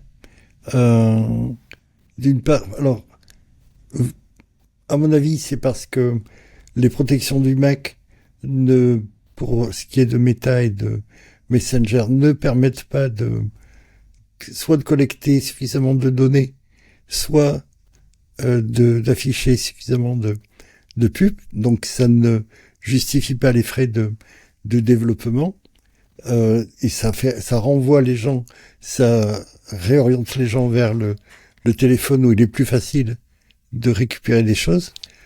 Et pour ChatGPT, je pense que il y a peut-être des discussions à ce niveau-là, au niveau des données personnelles, de cette protection, de garder ce qui est de garder en local le maximum de choses, et qui a vraisemblablement motivé aussi la bascule vers Google, qui sur son modèle et sur ses puces adopte une stratégie similaire à celle d'Apple. Voilà, Didier nous dit dans le chat que c'est surtout lié à des problèmes techniques. Il nous envoie d'ailleurs plusieurs points. Ellie, tu voulais compléter ? Oui, parce que ce qui est étonnant, parce que je suis allé voir, parce qu'ils disent, si vous voulez plus de détails, allez voir ce lien, et je suis allé voir pendant qu'on discutait, ils disent aux utilisateurs qu'ils peuvent quand même continuer à dialoguer vocalement en passant par chatgpt.com sur le Mac. Donc ça veut dire qu'ils l'enlèvent de l'appli, mais ils le laissent sur la partie web. Donc ça ne peut pas être lié au Mac, puisque si on le fait sur un navigateur Internet, sur un Mac, pourquoi ne pas le faire sur une app, hein, c'est plus lié bizarre. à l'appli Mac, en fait. Oui, c'est ça. C'est l'appli Mac tout seul. Okay. Peut-être que les gens l'ont pas assez téléchargé, hein, et qu'ils continuent à l'utiliser. En fait, on a l'habitude d'utiliser une IA à partir d'un navigateur, parce que c'est ce que font les autres, et que on pense pas toujours à lancer l'appli dédiée. Ouais. Surtout quand on fait une recherche, parce que souvent on utilise une IA comme nouveau moteur de recherche, de plus en plus d'ailleurs. Et donc on le fait à partir d'un navigateur parce qu'on est déjà dessus, quand on se pose la question. Bon. En tout cas, je parie que ça ne durera pas très longtemps, mais au moins vous avez l'info. Ne vous étonnez pas si la fonction voix n'est plus disponible à partir du courant janvier. On va refermer là ce JT de la semaine. C'était vraiment pour nous une sorte de parenthèse avant de basculer dans la deuxième grosse partie de ce dernier épisode de l'année. Et cette dernière partie, on va la consacrer à l'année 2026 en se demandant quelle année va-t-on vivre et quelle année Apple va-t-elle vivre en 2026. Alors, on va évidemment vous raconter l'histoire de cet iPhone, ce prototype sur lequel était installée une version bêta de ce qui allait devenir iOS 26, qui d'ailleurs apparaît sur l'écran comme iOS 19, donc un nom qui commercialement même une alpha. N'a jamais existé. L'histoire est marrante parce que cet iPhone, il a d'abord été il a été apparemment vendu, alors on ne sait pas par qui. Il est tombé entre les mains. Le premier à le récupérer, c'est Macworld. Ouais, c'est Macworld qui a été le premier à le récupérer. Attends, je me trompe. Attends, c'est Macworld ou Macrumors? Je sais plus dans quel sens ça s'est passé. Macworld, je crois. Macworld en premier, oui. Oui, Macrumors pointait vers Macworld. Voilà. Et donc, ça a été en deux temps. On a d'abord eu le premier temps, on a juste vu l'iPhone avec des captures de cette version d'iOS qui mentionnait iOS 19. Donc déjà en soi, c'était une image assez rare. Et dans un deuxième temps, en fait, ils sont allés fouiller dans le code, dans tout ce qu'on pouvait trouver dans cet iPhone, et ils ont déterré un nombre de références à de futurs produits, mais d'une autre planète. J'en ai rarement vu autant d'un seul coup, Ellie. C'est vrai, mais est-ce que tous ces produits-là vont vraiment sortir? Parce qu'il y en a beaucoup, mais si ça se trouve, Apple fait des tests sur des tas et des tas et des tas de choses. Oui. Et rappelez-vous que généralement, presque 20% des prototypes en fait sortent chez Apple. Hein. Ils font des tas d'expériences sur des tas de choses qui ne sortent jamais, malheureusement. D'accord. Tu sais quoi, Ellie? Regarde dans le conduit, j'ai collé la liste. Oui. Regarde la section Wearables. Je sais que cette section-là, elle te parle beaucoup. Yes. Alors, ça commence par un Vision Air. Oui, dont le nom de code serait le N100. Oui, il a été annulé. Donc on n'en parle plus. Des prototypes de lunettes. Bon. N421. Non. Oui, c'est ça. Si c'est la N421, normalement annulée. Donc bon, ils en parlent, mais annulé. Des lunettes, la N107, des lunettes connectées à un Mac. Normalement des lunettes de réalité augmentée. Ouais. Oui, normalement annulées, parce que connectées à un Mac. Par contre, les lunettes connectées à un iPhone, celles-là ne sont pas annulées. Mais je ne sais pas si elles sont dans cette liste. Hein, mais... Alors, je vois les N50. Les N50. AI Smart Glasses. Ah oui. Oui. Hein, qui ont changé de code, qui seraient maintenant les N401 et qui sont présentés là comme les concurrents des Ray-Ban Meta. Meta Ray. Oui, mais lesquels de Ray-Ban Meta? Parce que là, ils n'en parlent pas. Les Meta avec ou sans affichage. Parce que ce avec qu'on ou a sans compris écran. et ce qu'on espère, c'est qu'Apple est définitivement scrappé, pour utiliser le terme américain, le produit concurrent de Meta Audio parce qu'il aurait 3 ans de retard et qui passe directement à des lunettes avec affichage pilotées par un iPhone, parce que là, vraiment, ils pourraient rattraper leur retard. Ouais, mais tu sais ce qui s'est passé, Ellie. On a d'abord parlé d'une accélération d'Apple vers des lunettes qui seraient simplement des équivalentes, en mieux évidemment, des Meta Ray-Ban, donc Mieux intégré, avec caméra, haut-parleur, enfin écouteurs, etc. Et dans un deuxième temps, la rumeur a dit qu'en fait Apple allait faire l'impossible pour montrer avant la fin 2026 ses propres lunettes de réalité augmentée avec un affichage intégré.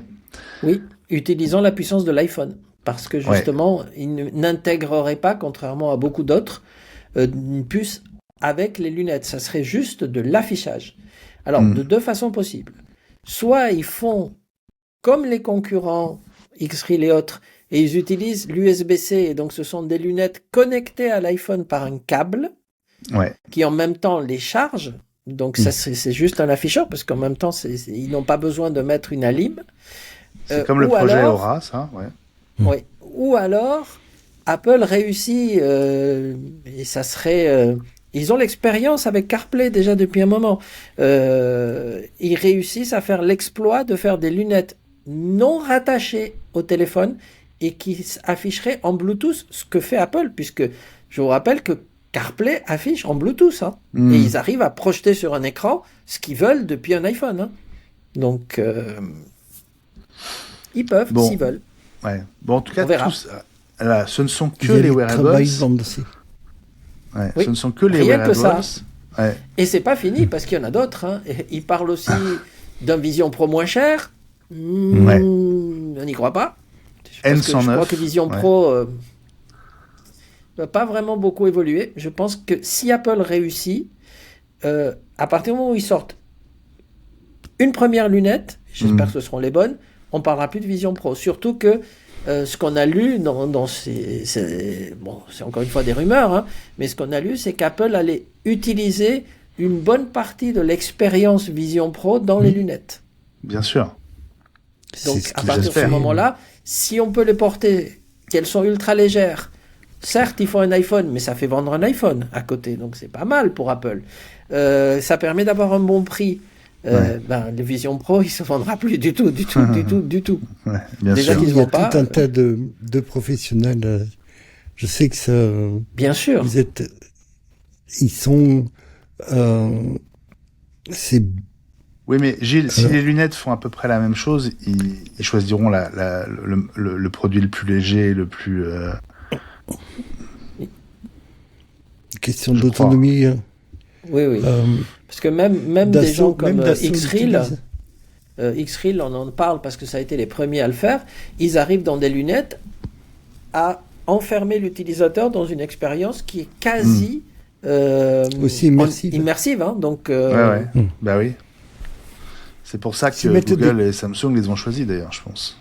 Oui, s'ils mettent des coques sur les côtés comme des lunettes de glacier, effectivement, il peut y avoir quelque chose de Bon, allez, on va changer de catégorie parce qu'on a beaucoup de choses quand même à vous à évoquer avec vous dans cette partie prospective sur 2026 ou au-delà d'ailleurs. Ça peut être il y a certains de ces produits qui seront sans doute pour 2027 d'ailleurs, mais bon, d'ailleurs, n'hésitez pas Apple TV, à par dire. exemple.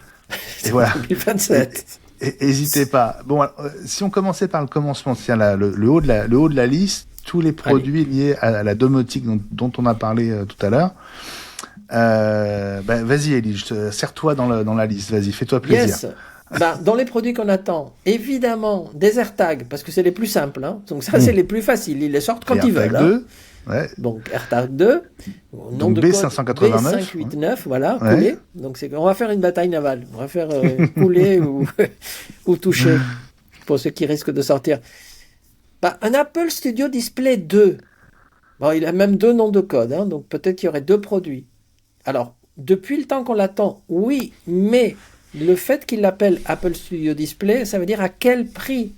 Parce que si nous sortent un produit pour remplacer la précédente génération qui était déjà hors de prix, si nous sortent un écran nouveau, mais à 4 000 €, c'est même pas la peine qu'ils le sortent. Hein. Donc c'est fini, cette période est passée. Il n'y a pas de Mac Pro à mettre en face.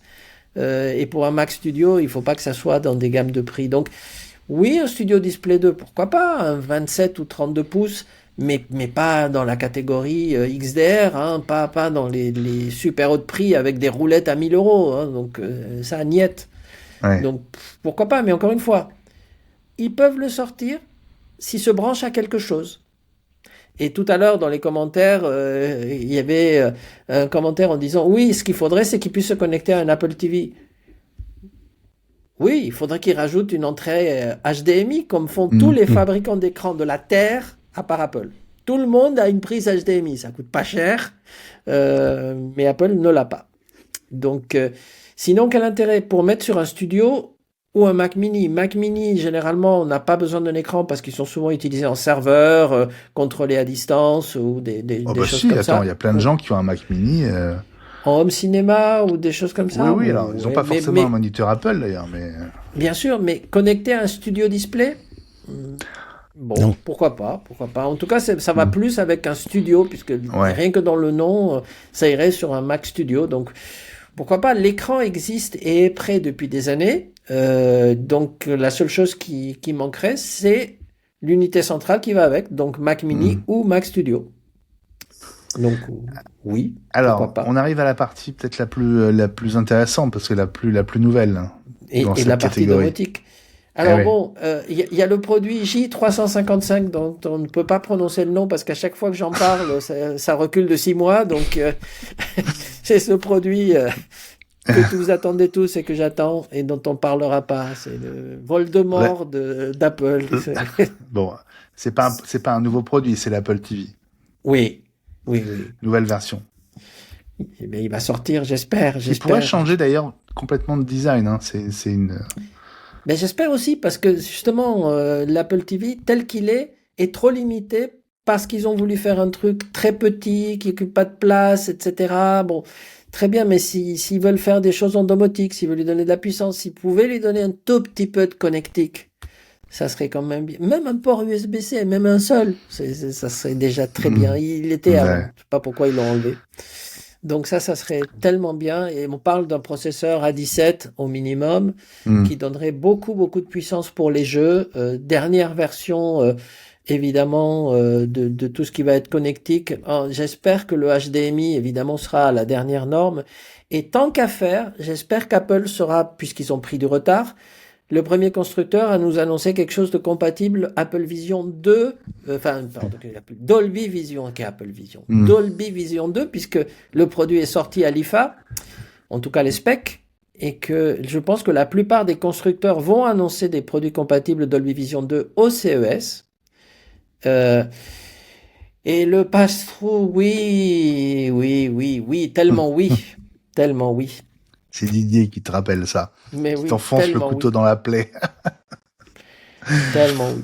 Surtout, ce qui est incroyable dans cette histoire de pass-through, c'est que il était dans toutes les Apple TV jusqu'à tvOS 12 et qu'Apple, du jour au lendemain, il l'a enlevé. Boum. Pourquoi? C'est incompréhensible. Bref, donc oui. Bon. Et après, évidemment, on rentre dans la vraie domotique. Bah oui. Ce qu'on appelle le Home Hub. Ou le Home Hub. J'espère que ça sera... Apple, je ne sais plus comment ils veulent l'appeler. Mais... Ou le HomePad, ou le Apple Home, ou le Apple Hub. Il y a pas mal de variantes possibles. En tout cas, il y aurait deux versions légèrement différentes, hein, qui sont les J490 et 491. Ellie. Oui. Et la différence, ce serait, on va dire, leur un qui aurait une base qui tiendrait tout seul. Ouais. Et un qui serait fait pour être monté, je suppose, sur un support mural. C'est au mur, quoi, ouais, c'est ça. Exactement. Voilà la différence. Après, je pense qu'au niveau écran, ça risque de ressembler à un iPad quelque part. Peut-être un écran plus petit, avec une interface utilisateur très simple et qui permettrait de faire de la domotique, mais en même temps de jouer de la musique, de régler tous ces appareils HomeKit. et utiliser Apple Intelligence, hein, d'où le besoin d'avoir un écran, oui, mais pas pour avoir une réponse, mais pas forcément fonctionner que avec du touch. Ouais. Ça pourrait être De à la mémoire, voix, très Mark bien. Gurman avait parlé d'un écran carré. Oui, c'est vrai. Et C'est il vrai. avait parlé de 7 pouces, il me semble, mais je crois, hein, il me semble. C'est vrai. Quand il était venu dans J'avais iWeek, vu des dessins là-dessus. ouais, à la fin du mois d'août. Bon, ça, ce sont les deux hubs domotiques, enfin les deux versions du hub domotique. Il y avait Sachant qu'il y a aussi un projet plus lointain, et Mark Gurman nous en avait aussi parlé, c'est ce fameux robot de table qui serait doté d'un bras articulé. Alors ça, j'avoue que c'est le produit que je trouve le plus énigmatique. Oui, qu'est-ce qu'on ferait là avec ça? Bon, un robot de table, mais est-ce qu'un robot qui bouge? Parce que des robots, il y en a beaucoup.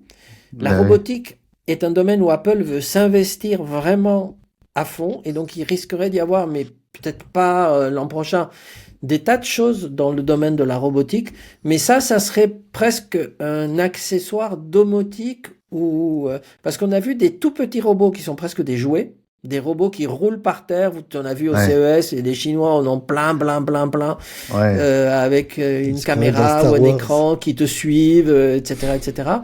La tendance lourde pour la robotique n'est pas là. Elle est sur des robots humanoïdes. Tout le monde aujourd'hui veut sortir des robots humanoïdes. Donc des sortes de robots avec de l'IA qui pourraient aider dans certaines tâches à la maison, qui pourraient être en même temps faire de la surveillance, pas des robots du style Terminator, hein, mais avec certaines loin. Des limitations. droïdes. Mais Des droïdes. tout le Ouais. monde veut sortir une sorte de C6PO gentil, peut-être un peu plus convivial. Le marché va être énorme. Ça se chiffre en trillions de dollars là-dessus. Bon, en tout cas, En Donc tout cas, j'espère ce qu'Apple robot- est dessus. ce robot de table Apple, hein, Oui, il a un c'est nom de pas code, ça. donc il a un début d'existence, un J595. On serait plutôt sur 2027 là, je pense. Hein.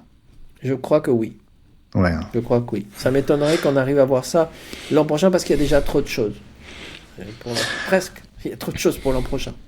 Alors, il nous reste à voir quand même pas mal de choses. Les iPhones, bien sûr, les Oui, iPads. mais attention, il y a le HomePod mini. N'oublie pas le HomePod les mini Mac, parce que celui-là, oui, c'est bien sûr. pas un gros produit, mais tout le monde l'attend. C'est sûr. Audio amélioré, un écran un peu plus parlant qu'un truc qui bouge, un peu d'infos. Si sur un HomePod, on arrivait à afficher au moins le titre ou de la chanson ou peut-être la pochette de l'album, ça serait... Pourquoi pas, quoi? Mais ça serait déjà tellement mieux que Mais ça aujourd'hui, risquerait on est d'augmenter inventé, son prix tu sais aussi, quoi, c'est ça tu qui joues m'embête. Et il s'arrête de jouer pour te dire ce qu'il joue, donc voilà. Ouais, mais ça risquerait d'augmenter son prix de manière significative, ça m'embêterait. Bon, aujourd'hui, vu un écran, oui, ça risquerait d'augmenter, mais aujourd'hui, il est à 80, puisqu'ils vont plus te livrer le transfo, parce qu'ils vont dire que tu en as déjà trop. Donc, sans le transfo, il était à 85 €. Donc, bah, Il s'il y a le pas passe de à transfo, c'est juste un 99 avec un câble, je meilleur crois. écran, c'est ça c'est serait juste un bon. câble. Il n'y a pas de Oui. transfo, je crois. Enfin bon. Dans les HomePod mini? Si. Non, il n'y a pas de transfo, c'est juste un câble. Ben, dans les derniers, alors, parce que moi, quand je les ai achetés, il y avait un transfo. Hein, puisqu'on avait non. décompté le prix du transfo. Pareil. Ah bon, moi j'ai pas de transfo. prix. Hein. Ah, écoute, moi, dans ceux que j'ai, bon, ceci dit, je les ai pas changés depuis un moment. Hein. Alors, je sais Première pas lequel est le plus génération récent. aussi. Première J'espère. génération, oui. Il y a un truc particulier, oui. Aidez-nous Bon, dans en le tout cas, chat, voilà. les amis. On Transfo aimerait ou bien pas transfo un sur les meilleur écran. HomePod quand même. mini. On n'est pas d'accord avec Ellie. On a besoin que vous nous aidiez à trancher. Bon, allez, on passe aux autres produits potentiels de 2026, donc dont les références étaient cachées dans les méandres. Alors, iOS 19, hein, on est donc il y a quand même plus de 6 mois, hein, donc c'est vrai que ça a pu changer depuis. En tout cas, Oui. ça veut dire que ces produits étaient envisagés à l'époque. Il y en a peut-être d'autres depuis, il y a peut-être eu des changements, mais en tout cas, ça nous donne des indications très précieuses. Si on parle des iPhones, par exemple, l'iPhone pliant, il est listé dans le code de cet iPhone. Il s'appelle le V68. Oui. Il est bien là, tout comme l'iPhone 17e qui est le V159. L'iPhone R2. Donc, mais ça, c'était avant qu'on entende les rumeurs sur...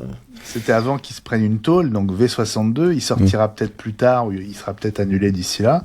Et puis, il était déjà listé au début de l'été, donc 2025, les iPhone 18 Pro et Pro Max, donc qui, eux, sont prévus pour septembre 2026. Donc, il y avait... iPhone de transition, il va falloir qu'Apple nous trouve un argument pour les vendre, parce que c'est ceux qui arrivent avant les iPhone 20 ou iPhone 20e anniversaire, qui sont les iPhones que tout le monde veut, enfin que tout le monde veut, en tout cas moi je le veux.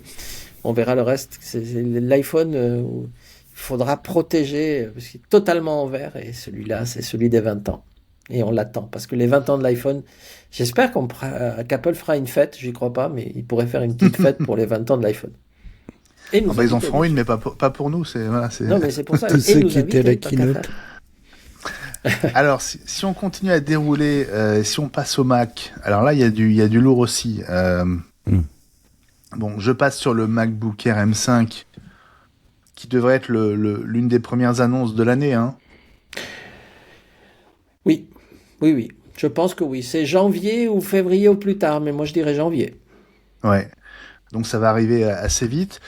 On a aussi dans le pipe, évidemment, le Mac Mini M5, avec donc une variante M5 Pro. On a le Mac Studio M5, avec du M5 Max et du M5 Ultra. Ultra, c'est un peu étonnant quand même, hein, mais pourquoi pas? Si vraiment le M5 arrive à s'interconnecter, pourquoi pas? Bah oui. Ouais. Apparemment, c'est dans les tuyaux. On a aussi évidemment les MacBook Pro sur lesquels on salive depuis l'annonce du MacBook Pro M5 de base, à savoir les modèles M5 Pro et M5 Max en 14 et en 16 pouces. Mais c'est pas celui-là que je veux. Celui-là, j'achèterai pas. Je vais résister. Ceux d'après? Mais parce que ceux d'après, c'est ceux qui seront peut-être tactiles, et c'est en tout cas ceux qui seront redesignés, qui auront un écran OLED. Donc, tant qu'à dépenser de l'argent pour un MacBook Pro... Et ben justement, ils sont aussi listés. C'est-à-dire que au printemps 2025, ces MacBook Pro M6 Pro et Pro Max 14 et 16 pouces, qui potentiellement ne sortiraient que au printemps 2027, dans le meilleur des cas. Ou ça pourrait être à la fin 2026, mais ça donnerait une durée de vie aux autres très courte. S'ils les avaient sortis en fin de cette année, oui, là on aurait pu se dire ça sort un an après. Mais si les MacBook Pro M5 sortent au printemps, ils vont pas sortir pour 6 mois. Ça serait vraiment étonnant. Non.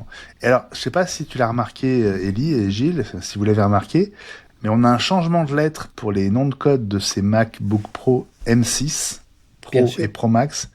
Tous les autres portables s'appellent J quelque chose, et là on passe à K. Nouvelle génération, très importante. Redesign et OLED. Et peut-être tactile. Tactile, c'est ça que je voulais dire, oui. Ouais.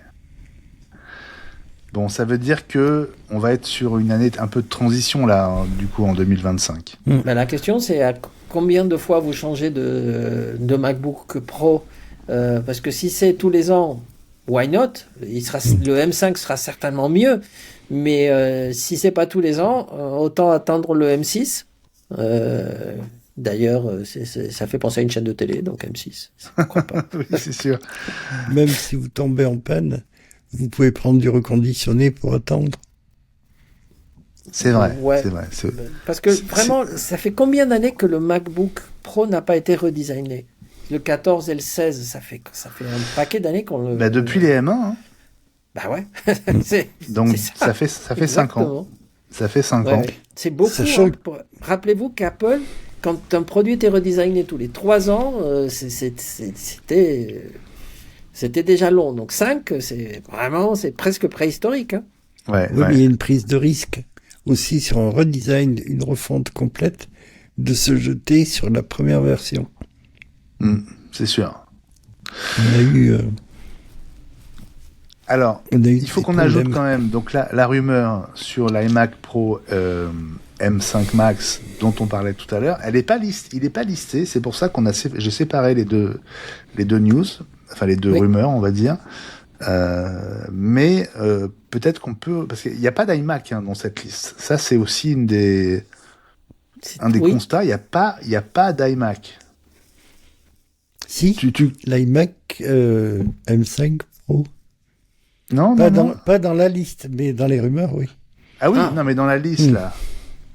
Dans la liste de tous ces produits qui étaient listés dans iOS 19 Alpha, il n'y a pas d'iMac. C'est quand même étonnant. À moins que ce soit dans la liste des produits dits inconnus, parce qu'il y a des noms de code dont on ne sait pas à quoi ils servent. Alors, il y a des J, donc on peut penser que ces J, c'est des portables. Des N, on ne sait pas. Ouais, alors les N, c'est les wearables. Hein.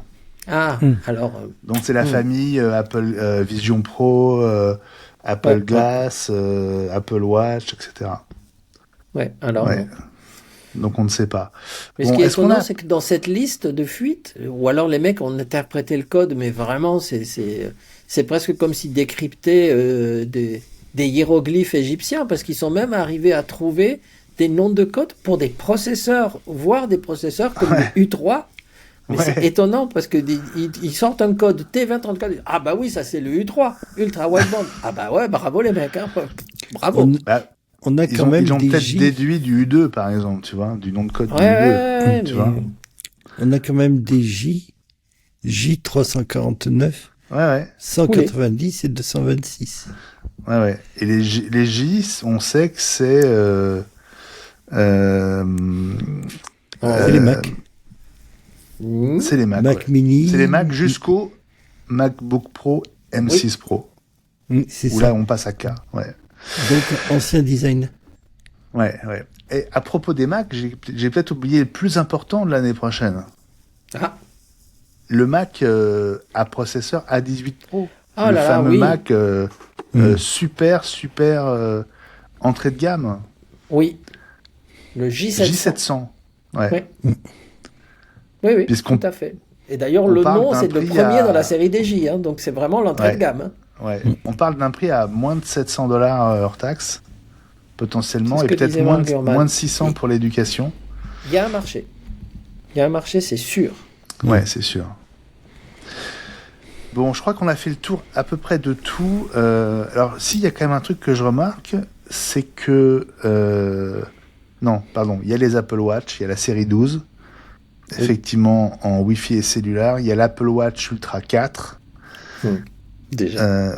Aussi, ouais. Et puis, il reste les iPads, donc iPad 12, donc avec 2 références, Wi-Fi et cellulaire, et l'iPad Air M4, avec 4 références, donc 11 et 13 pouces, Wi-Fi et cellulaire. Voilà. Absolument. Mais il ne parle plus d'iPad géant ou d'iPad pliable, à moins qu'il soit dans les inconnus. Ouais, c'est vrai, ça peut, parce que c'est aussi des J, hein, les iPads. Et on a 3 références qui commencent par J dont on ne sait pas ce que c'est. J349, 190 et 226. Bon, si Tim pouvait nous envoyer la liste de produits un peu rafraîchis, ça nous aiderait. On en parlera pas, promis. On en parlera pas, promis. Bon, c'est super intéressant. C'est quand même, alors, juste, parce que moi, cette histoire d'iPhone vendu, qui regorge de tous ces secrets, ça me rappelle un peu l'histoire de l'iPhone oublié dans un bar, mais puissance multipliée par quelque chose, parce que là, on a une liste de tous les produits dans le pipe d'Apple. Mais ce qui est incroyable, c'est que dans une version d'OS Alpha, ils ont mis tous les codes produits existants de la Terre. C'est incroyable. Ouais, c'est incroyable. Je crois qu'on a... Comment ils ont réussi à y avoir accès, puisqu'en principe, un iPhone est protégé, quoi. Ou vendu mais comme c'est un iPhone de travail, je sais pas. Mais même, c'est des choses qui sont susceptibles d'être emportées, d'être vues par des collègues qui n'ont pas forcément besoin d'en connaître, comme on dit dans les séries d'espionnage. Pareil, si les ingénieurs les emportent à la maison, et Dieu sait si ça a pu défrayer la chronique, je comprends pas. À moins d'une fuite instrumentalisée, ce qui est jamais à écarter définitivement, même si c'est peu probable. C'est très, très, très étonnant, oui. Ouais. À propos de ce Mac à processeur A18 Pro, il y aurait peut-être 2 modèles. Il y en aurait peut-être un encore moins cher, puisque l'un des deux pourrait tourner sous un processeur A15. Ah. Donc là, on irait vraiment chercher un prix... on serait à un tarif d'iPad quasiment, quoi. Oui, ou de netbook. Vraiment pour attaquer le marché de l'éducation et du cadeau, du marché du secondaire, voire du primaire, avec la baramine, quoi. Ouais. Et puis à propos des iPads, on n'a pas parlé de l'iPad mini. Alors je crois qu'il n'est pas listé dans la version d'iOS 19. En revanche, et c'est une rumeur d'aujourd'hui, Apple travaillerait sur un iPad mini 8 qui utiliserait la puce A20 Pro, donc de l'iPhone 18 de l'année prochaine. Ben, ça serait bien. Parce que Bah comme oui. ça, je pourrais changer mon iPad mini, parce que je ne l'ai pas changé la dernière fois, parce que la différence n'était pas si importante. Ouais, ouais. Ça serait avec un processeur pareil sur un écran d'iPad mini, ça serait une véritable console de jeu. Ouais. Pardon. Oui, mais l'iPad mini, la taille est parfaite, parce que quand tu veux partir avec et tu peux le mettre dans une poche de blouson, ça rentre, alors qu'un iPad plus grand ne rentre pas. Et même pour lire un bouquin, c'est la taille idéale. Tu peux le prendre à une main, c'est vraiment... Ouais, ouais. Pour moi, c'est un produit... c'est un des produits que j'utilise le plus. Chez moi, c'est l'iPad mini, hein, franchement. C'est Ouais. très très bien. Donc en tout cas, le A20 Pro, ce serait le processeur des iPhone 18 Pro, hein, de septembre 2026. Donc on aurait potentiellement un iPhone mini 8 avec ce processeur A20 Pro annoncé soit en même temps, donc en septembre 2026, soit à l'automne 2026, donc à la fin de l'année prochaine. Voilà, on est quasiment dans un an, donc bon, je crois qu'on a fait un bon tour, hein, de tout ce qui nous arrive potentiellement bientôt. Oui, sauf à parler de l'OS, hein, puisqu'il y aura forcément un OS. Oui, bien avec sûr. tout ça. Mais bon, Bien sûr. on ne sait pas Bon, encore ce qu'il y a dedans. Est-ce qu'avec tout ça, l'année 2026 vous donne le sentiment qu'on va davantage s'amuser qu'en 2025?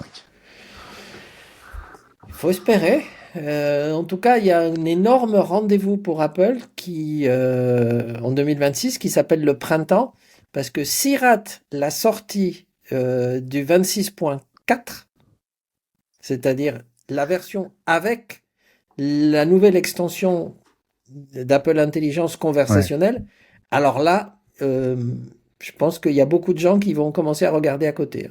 Ouais, ouais. Donc, ils ne peuvent pas se rater là-dessus. Donc c'est intéressant, Après, effectivement, Ellie. Pour toi, l'un des grands moments de l'année, ça va être l'arrivée d'iOS 26.4. Oui, à tel point que 26.3 est une mise à jour où il n'y a rien. Ouais. Je me dis, pour l'instant, il n'y a rien. Les bêtas parce sont que sortis, il n'y a rien. Oui, parce que la première bêta développeur est sortie, effectivement. Je l'ai regardé, je t'assure, il n'y a rien.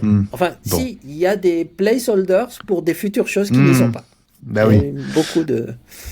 Bon, si on essaye de distinguer les 2, 3, 4 événements qu'on attend, qui sont prévisibles en tout cas en 2026, il y a iOS 26.4, enfin, les versions 26.4 en avril. Oui, et peut-être toute la domotique qui va avec. Voilà, en deux je dirais effectivement toute la domotique qui va avec. En 3, avant, il y a les MacBook Air qui vont sortir en début d'année. Ça, on va commencer l'année là-dessus et ça va se vendre. c'est du tout venant, c'est du tout venant, ça, Ellie. C'est pas...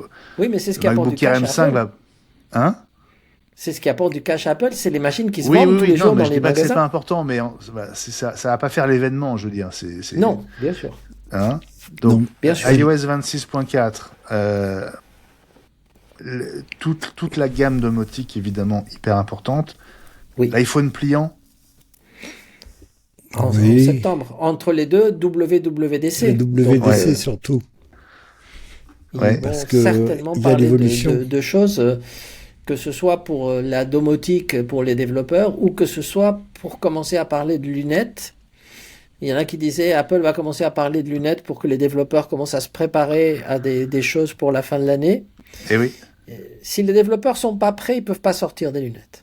ben oui. C'est pas possible. Et vous avez vu le temps que ça a pris pour Hmm. le Vision Pro. Bon, certes, produit de niche, mais si ça doit être un produit grand public, et avec le retard qu'ils ont, il faut que les développeurs soient à bord et prêts Ouais. pour la fin de l'année ou pour début 2027 avec des produits à sortir adaptés, parce que là, ça sera pas pareil. On n'affiche pas dans des lunettes la même chose qu'on affiche sur un écran. Donc forcément de la réécriture de logiciels importante. Ouais.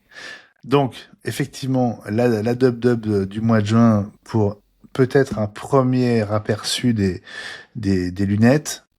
Et puis, ce MacBook, on va dire très grand public, à prix très agressif. Avant les achats scolaires, justement. Ouais. Donc C'est plutôt... ça, c'est mars. Bon, et donc en termes de calendrier, donc iOS 26.4 c'est avril. Le MacBook entrée de gamme, ce serait aussi, ce serait peut-être même avant, hein? Ce serait mars, vous disiez.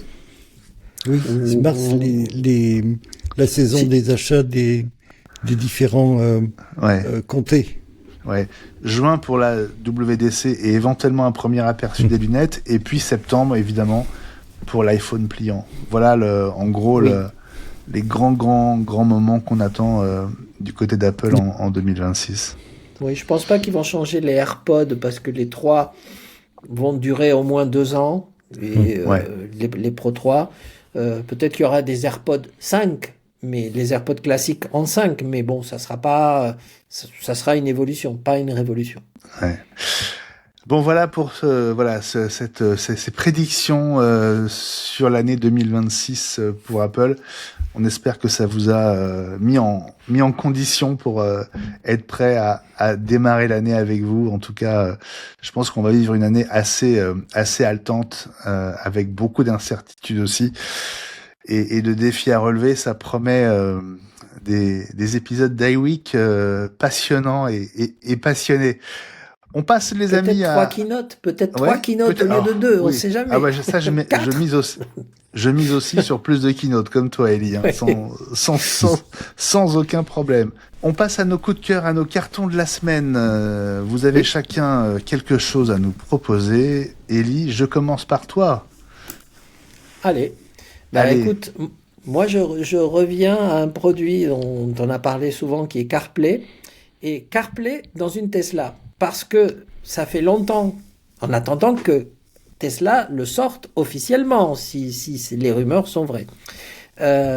Donc pourquoi j'en parle et pourquoi c'est un coup de cœur, c'est parce que ça fait quelques jours que j'ai une nouvelle voiture, une Tesla que j'attendais depuis longtemps.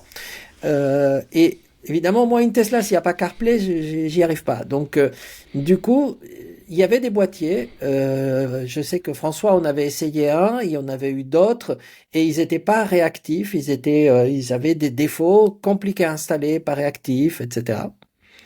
Et donc, j'ai voulu faire l'essai, et donc j'ai installé un produit de chez Tesla Hubs que je conseille à ceux qui ont une Tesla et qui veulent essayer CarPlay. Ceux qui ne veulent pas attendre évidemment la sortie du CarPlay officiel, parce qu'il marche très bien. Il est très réactif, il est pas très cher en ce moment, ils font une centaine d'euros en fait, à peine. Okay. Ça s'installe en quelques minutes et non seulement il est réactif, c'est-à-dire qu'en fait il peut être en plein écran. L'interface Apple qu'on utilise dans toutes les voitures avec CarPlay depuis des années, avec quelques petits extras. Ils ont rajouté un smartphone mirroring, ce qui a l'air de rien, mais vous avez votre iPhone, vous faites de l'AirPlay, il va sur la Tesla et là vous passez le logiciel que vous voulez. N'importe quoi. Vous voulez passer un logiciel de vidéo, vous passez de la vidéo, vous voulez mettre un jeu, vous mettez un jeu. Donc et ça marche très très bien pour 100 €. Donc c'est un bon coup de cœur en attendant l'arrivée de la version native qui n'aura pas toutes ces possibilités bien sûr, hein, qui sera un CarPlay comme les autres CarPlay. Il est bien sûr sans fil. Ok. Eh ben merci Elie pour ce coup de cœur. Gilles. TeslaHubs.com. Ok, thank you sir. Gilles, à toi. Bon, alors pour être tout à fait transparent, je cherchais pendant un moment le film de Belmondo des années 70. Je suis pas un fan du tout de cette période, mais je voulais retrouver le film où le dialoguiste faisait dire je parle pas aux cons, ça les instruit. Et j'ai pas réussi à retrouver, mais on va piocher dans une assiette de madeleine pour encore quelques temps. Netflix propose la trilogie de Manhattan de Woody Allen, Annie Hall, Manhattan et Anna et César, avec une tendresse particulière pour Annie Hall pour 2 raisons. D'abord, Diane Keaton, oui, qui avait un costume très très particulier, une façon de s'habiller qui a eu pas mal d'influence jusque je sais pas si vous vous souvenez de quand Harry rencontre Sally. Bien sûr. Meg Ryan est habillée un peu comme ça quand elle se balade du côté de Central Park, avec une pensée particulière pour Rob Reiner.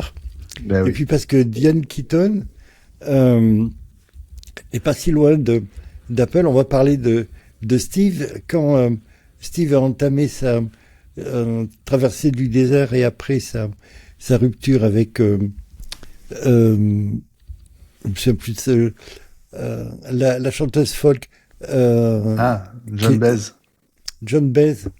Elle est partie à New York et quelqu'un lui a donné le numéro d'une jeune femme qui habitait dans le même immeuble que lui, et ils ont passé comme ça des heures et des heures au téléphone, un peu comme dans Nuit Blanche à Seattle aussi, et jusqu'au moment où la jeune femme lance La Dida, et Steve lui demande mais c'est toi? Et effectivement c'était elle, c'était Diane Keaton, et il y a eu un petit bout de flirt comme ça entre les deux. Voilà, c'est dans la biographie de Steve Jobs d'Alan Dutchman, The Second Coming of Steve Jobs, et je vous la recommande chaudement. D'accord Gilles, bah écoute, grand merci. De mon côté, moi j'ai un double... Alors j'ai un coup de cœur et j'ai un petit coup de gueule. Je vais commencer par le coup de gueule, le carton. Il concerne Apple et Apple Podcast. Alors, et plus particulièrement les chapitres sur Apple Podcast. J'ai reçu un mail aujourd'hui d'Apple vantant les mérites donc du chapitrage dans Apple Podcast. Alors il faut savoir que ça fait longtemps, ça fait des mois et des mois que je chapitre à la main les épisodes d'iWeek. Ça prend un peu de temps. D'abord, il faut faire les repérages des timecodes. Après, il faut écrire les titres. Et puis après, il faut taper tout ça sur la plateforme de publication des épisodes. Une fois sur deux, les chapitres ne survivent pas à la mise en ligne. Donc, quand vous regardez, quand vous écoutez un épisode d'iWeek, vous n'avez pas les chapitres, alors que moi, je me suis fait à les créer. Et donc quand je reçois ce mail d'Apple qui dit chapitre sur Apple Podcast, je me dis alléluia, formidable. Apple va faire les chapitres pour moi. Et donc je déroule et je tombe sur cette phrase assassine qui dit, je vais la retrouver,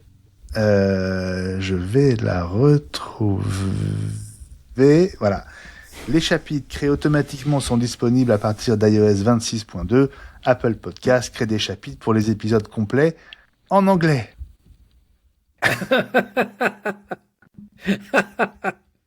Sympa. Bah, tout le monde parle anglais, non?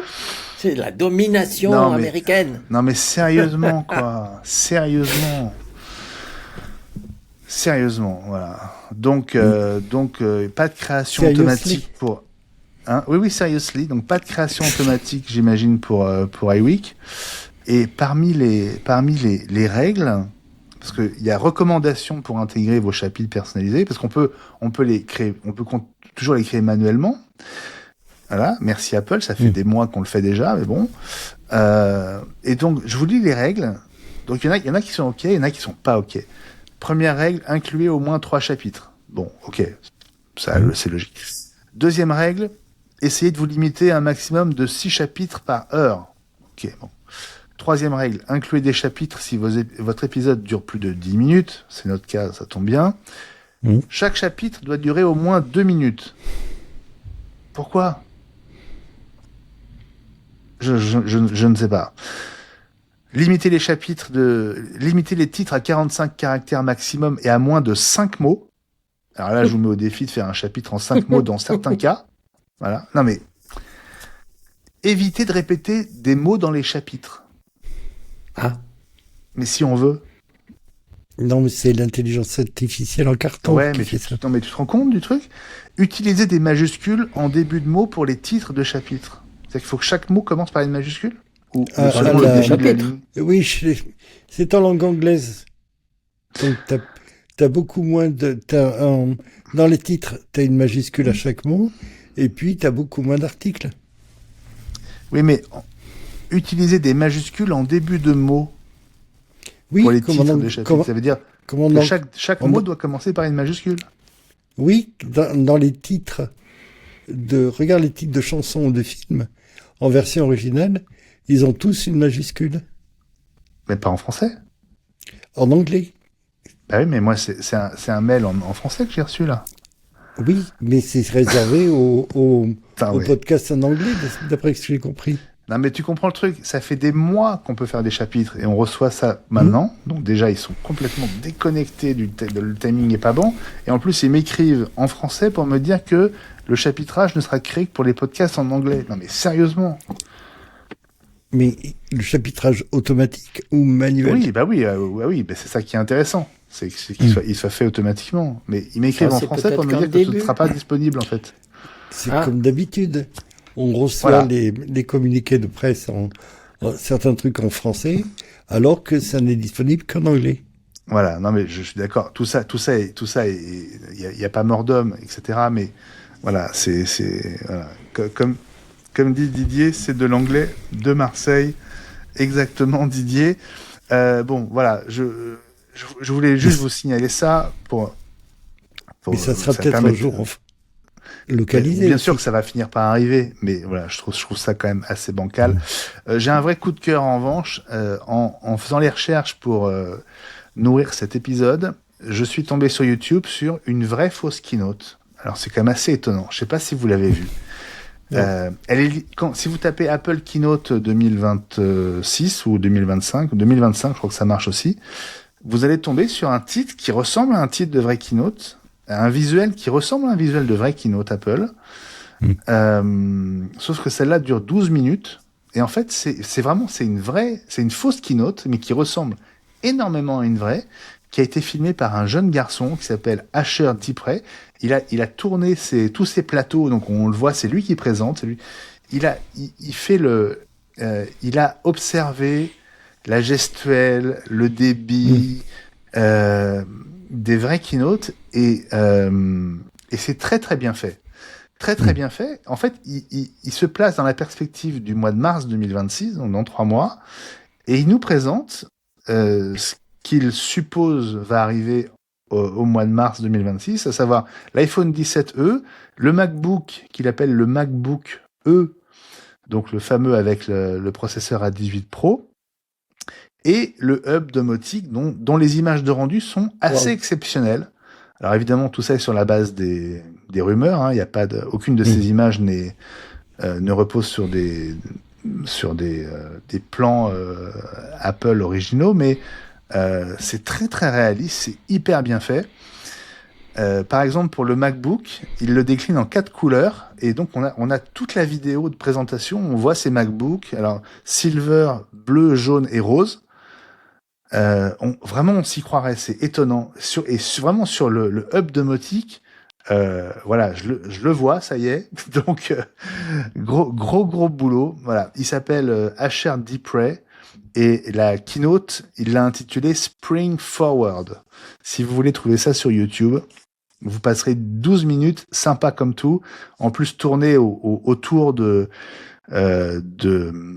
l'Apple Store, de l'Apple Park. Donc vraiment un petit régal, un petit bonbon à visionner pendant vos fêtes de fin d'année.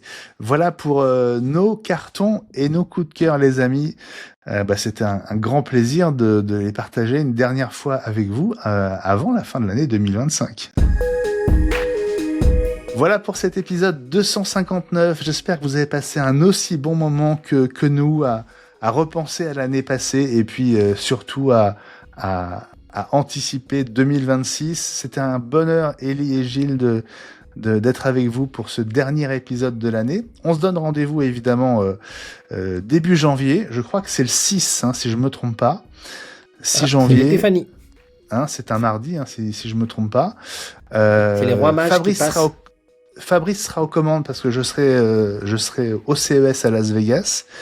Je vous retrouverai pour ma part à ma place dès le 13 janvier. En tout cas, je voulais vous remercier d'avoir été là, de revenir quand vous partez, de jamais partir pour de bon. Et puis, je voulais aussi remercier tous nos amis dans le chat qui ont été toujours aussi sympas. Je vois qu'Isabelle est là. Voilà, vous êtes toujours là. Didier, Gérald, je crois qu'il vient de partir. Mike, Phoenix et tous les autres. Merci de votre amitié, de votre fidélité. Merci à tous parce que vous êtes tous des soutiens Patreon. Donc vraiment, c'est un grand merci qu'on vous adresse. Et puis, je vous laisse le mot de la fin, Élie et Gilles. Eh bien oui, pour souhaiter de très très bonnes fêtes à tout le monde. Eh oui. À tous ceux qui sont là et à toute la team. Et de très bonnes fêtes de fin d'année. Donc, joyeux Noël, puisque c'est politiquement incorrect de le dire. Donc, joyeux Noël et une très bonne fin d'année aussi. Gilles, à toi alors pour les derniers mots. Oh ben oui, une excellente fête. Dites à vos proches, si vous les aimez, effectivement que vous les aimez. Que vous serez plus là, vous aurez plus l'occasion. Et puis voilà, à l'année prochaine avec impatience. On se retrouve l'année prochaine. Aventures. Absolument, Gilles. Salut à vous deux. On envoie une bise aussi aux absents.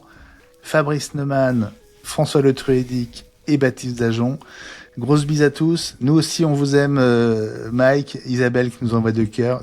C'est trop sympa. Bon, il y a 2 cœurs, on est 3, donc on va se battre. Mais on va les partager. C'est pas grave. C'est l'intention qui compte. Voilà, ça y est. On a les 3 cœurs. Merci Isabelle. Elle doit avoir des enfants, c'est pas possible. Merci à tous et à l'année prochaine. Ciao. Ciao.